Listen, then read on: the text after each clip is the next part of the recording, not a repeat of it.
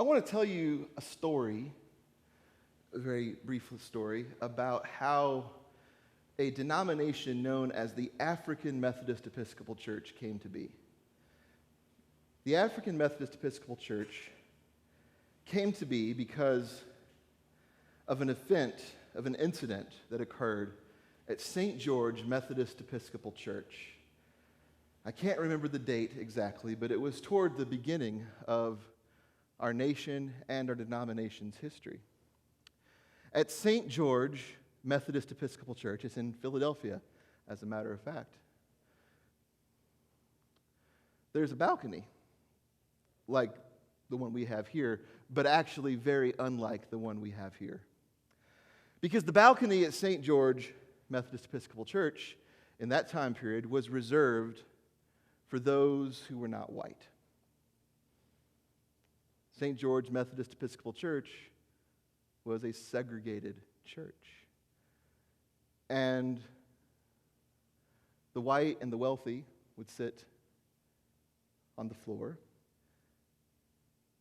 and those people of color that were part of that community of faith would sit in the balcony. When they served communion at St. George Methodist Episcopal Church, the white people would come to the altar railing first and receive communion. And then those in the balcony would come to receive communion. Well, one day, a group of black men, including a man named Absalom Jones and another man named Richard Allen, came to the communion rail first. They kneeled there to pray and to receive the sacrament. And of course, you know how the story ends. Everything was fine and they were welcomed with open arms.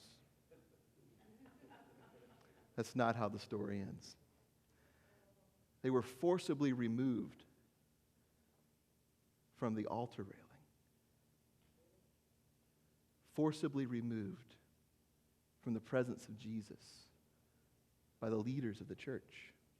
That event spurred into motion a number of things. One of the things that happened as an aftermath of that event is that Absalom Jones became the first ever African American priest of the Episcopal Church. That event in the Methodist Episcopal Church drove him away from Methodism altogether. He found a home amongst our Anglican brothers and sisters, now the Episcopal Church in the United States of America. And he was welcomed by them and ordained as a priest, the first black priest in America in the Episcopal Church. Richard Allen was offered the same invitation. Richard Allen was invited to become part of the Episcopal Church, was offered ordination as a priest in that church. But Richard Allen was so committed to the Methodist ideals that he had learned from his youth, he saw no way of being faithful to his own theological commitments and points of view as anything other than a Methodist. And so he began the African Methodist Society in Philadelphia, which eventually became the African Methodist Episcopal Church. To this day, at the conference gatherings of the African Methodist Episcopal Church, they reenact that event, the forcible removing of Richard Allen and Absalom Jones and several others as part of the recounting of their own denominational history and story. I'm delighted to tell you that the United Methodist Church, 2 or 3 years ago, entered into a full communion agreement with the African Methodist Episcopal Church, African Methodist Episcopal Church Zion, Christian Methodist Episcopal Church, and 2 or 3 other historically African American Methodist groups. I'm delighted that barring from the Lord's table has been reversed, and that now as a church we are in full communion with those groups. But those groups would never have existed were it not for the distortion of the gospel that a white supremacist and white nationalist worldview causes. Those groups only exist because of hatred and racism. As I said last week, these ideologies, white supremacism, white nationalism, racism, all of these things are demonic. They are spiritual forces of wickedness that we reject in our baptism. But they are spiritual forces of wickedness that seek the ruin of souls. You know, the devil is a roaring lion who prowls the earth, seeking the ruin of souls. That is what these ideologies are. When they creep in, they cause discord and division, just as what happened at St. George Methodist Episcopal Church all those years ago.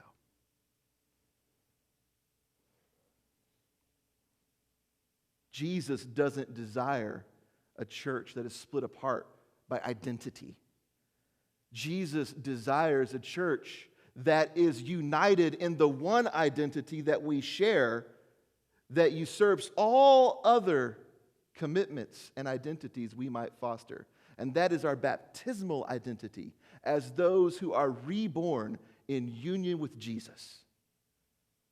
The end. Paul writes about this over and over again in Galatians. We hear it echoed in this Romans reading that we heard this morning. Paul says in Romans, everyone is alike in their need for salvation. And Jesus saves equally. Everyone stands in need of the grace of God revealed in Jesus Christ. And when we accept that grace, when we are plunged into the baptismal waters, or have the baptismal waters poured over our head or sprinkled, or however it happens, the old is washed away, and we become new creations in Jesus. We've been hearing a lot about identity politics, especially in the last couple of weeks, but really for the last several years. Identity politics has become part of the national conversation in a way that is anything but healthy.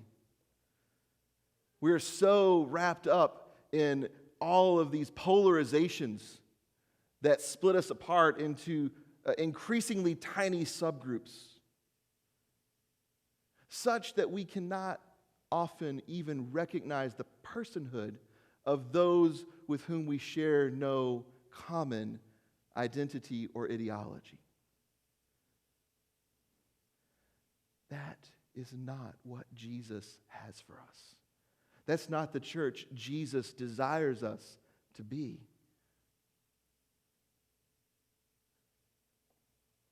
We are called in our baptism into union with Jesus. And when we are in union with Jesus, we are then in union with every other believer in Jesus, in all times, in all places, of all nations and races. One in Jesus. Not separated, not segregated, but one in Jesus. Jesus confronts this reality head on in the gospel reading this morning.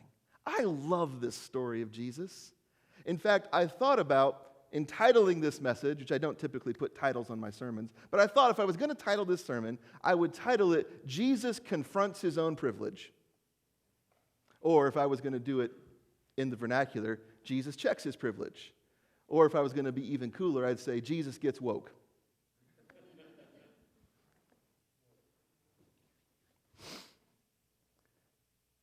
I love this story because here we get a glimpse into Jesus beginning to completely understand His own mission from the Father. Now, Jesus is fully God, fully divine, but Jesus is also fully human. And here in this gospel lesson, we get a glimpse of the humanity of Jesus as He encounters an incident as he encounters a person who calls into question some of his own human preconceptions and gives him the opportunity to more fully understand his own mission from the Father. This story begins with Jesus just trying to get some rest. It seems like a lot of stories in the Gospels begin with Jesus trying to get away.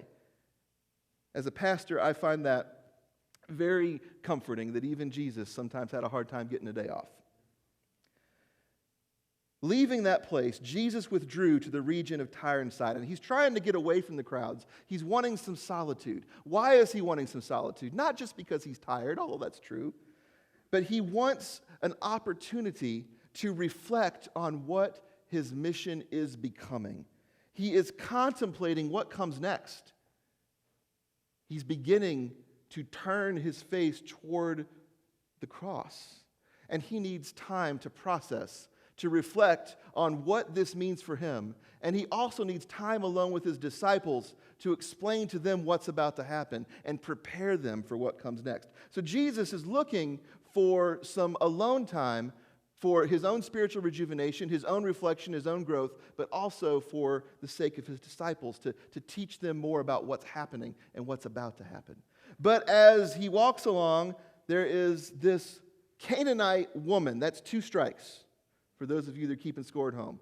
Canaanite, not Israelite, so not a person of the covenant community. So strike 1, she's a Canaanite. Strike 2, she's a woman. And as many of you probably already know, in ancient Near Eastern culture and even in some modern Middle Eastern cultures, men and women do not intermingle. They do not interact. And so here is a Canaanite woman who is breaking all sorts of social barriers, violating all sorts of taboos by calling out, yelling at an Israelite man. But what she says is amazing. She says, "Lord, Son of David, have mercy on me." When she calls out to Jesus for help, she calls out as one who recognizes him for who he really is. The Messiah, the Son of God, the one sent to bring salvation into the world. She recognizes him for who he is, something his own disciples have not yet done. The confession of Peter doesn't happen until the next chapter. His own disciples haven't even recognized him as Messiah. And this Canaanite woman, this complete outsider, recognizes him for who he is. And I love these next few verses because we get to see a little peek into Jesus' psyche. As she calls out to him, asking for help, Jesus did not answer a word. He's taken aback. He falls silent as he tries to understand what is happening here. Here is a woman, not of the covenant community, a woman completely outside the ranks of Israel, who is calling him for who he really is. And so he stops, he falls silent. And of course, his disciples, always very helpful. Yeah. They say, "Jesus, just send her away. She is crazy annoying." And then Jesus says this really strange thing. And if you read this next couple of verses one way, it almost sounds like Jesus is rejecting her. He says, "I was sent only to the lost sheep of Israel." The woman is undeterred. She says, "Please help me, help me." And then he says, "Is it right? It's not right to take the children's bread and toss it to the dogs." Now, on the surface, if we read these couple of verses, 23 and 24, it can seem as if Jesus is completely rejecting this woman and that she kind of has to twist his arm.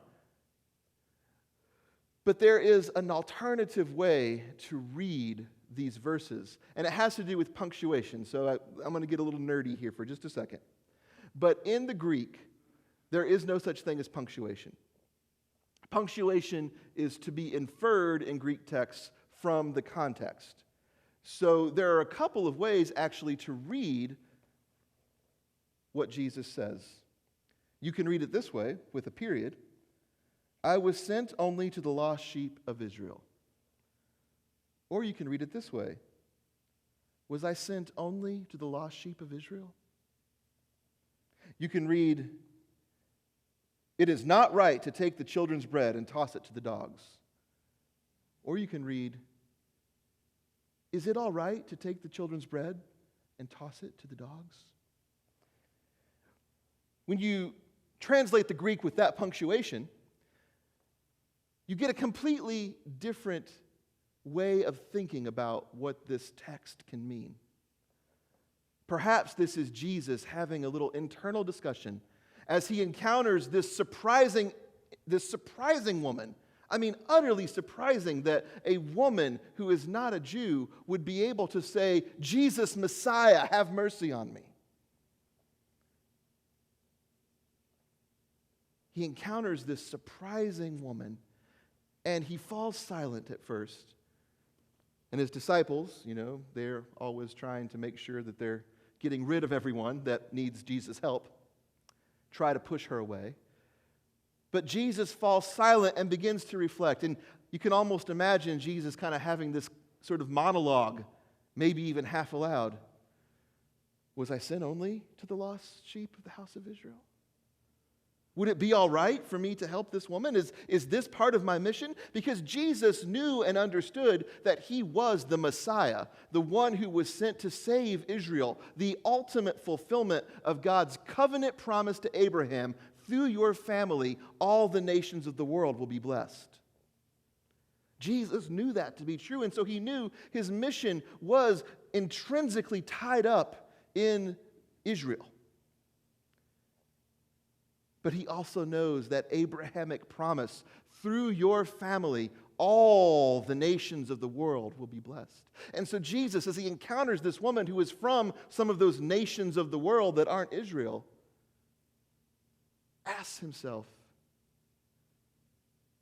am I only sent to Israel?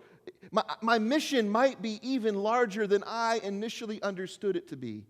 Jesus encounters the grandness of what God has called him to do, that his mission is not only for the sake of Israel, but through Israel it is for the sake of all the world.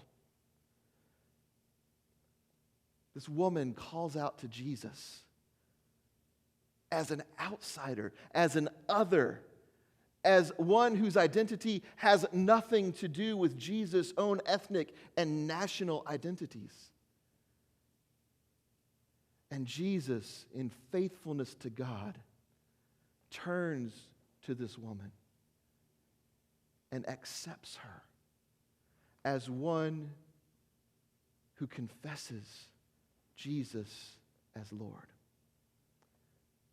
Just a few verses before this story happens, Jesus has an argument with some Pharisees. They're getting really upset with Jesus about his personal hygiene habits. They don't like the way he's washing his hands and the way his disciples are washing or not washing their hands.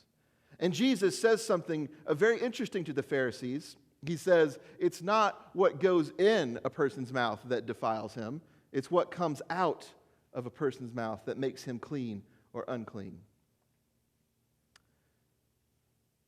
The thing that comes out of our mouth to make us clean is the confession that Jesus is Lord. If you believe in your heart and confess with your voice that Jesus is Lord, that's where salvation lies. If you believe in your heart and confess with your voice that Jesus is Lord, that's where salvation lies. And that is what this Canaanite woman does.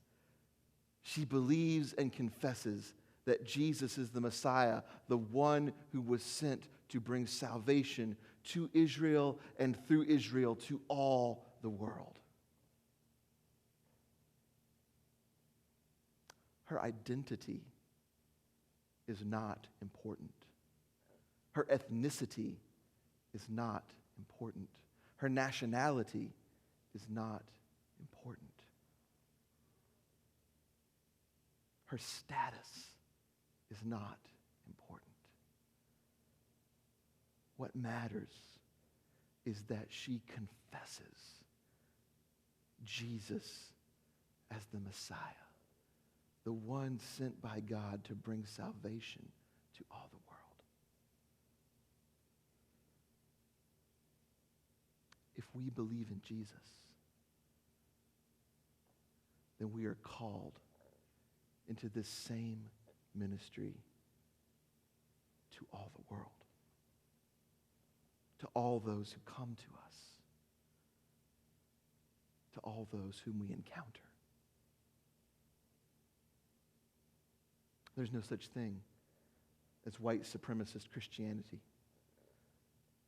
There's no such thing as nationalist Christianity. There is only the body of believers who have been plunged through the waters of baptism,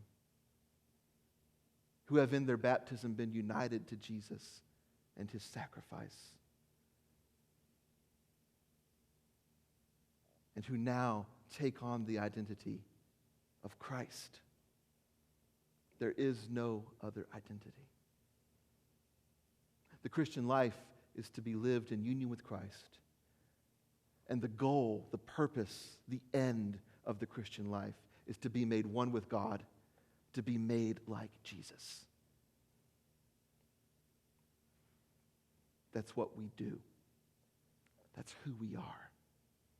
That's our identity. Perhaps today can be a day that, just like Jesus confronted his own privilege, Jesus confronted his own status, Jesus confronted his own nationality and ethnicity in the face of the other, perhaps today can be a day for us to do the same.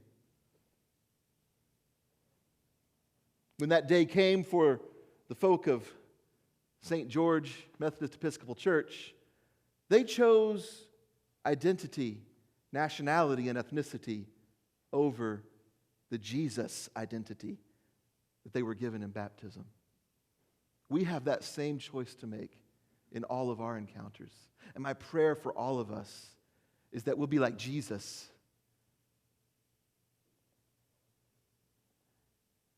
And we will accept and embrace the other, regardless of race, nationality, status. Embrace the other and offer the love of God and the healing that Jesus brings. That's my prayer for us. It's my prayer for me. May we all accept and embrace the identity Jesus has given us. And through that identity, be in ministry to all the world. Amen.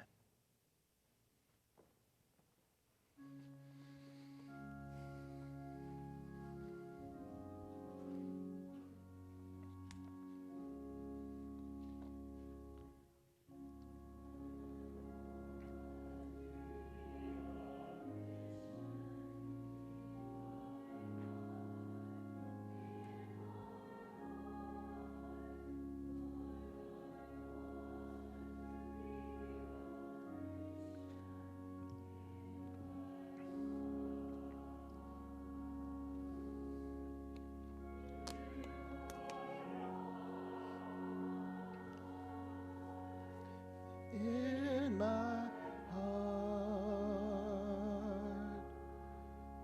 Lord, I want to be a Christian in my heart. Lord, I want to be like Jesus in my heart.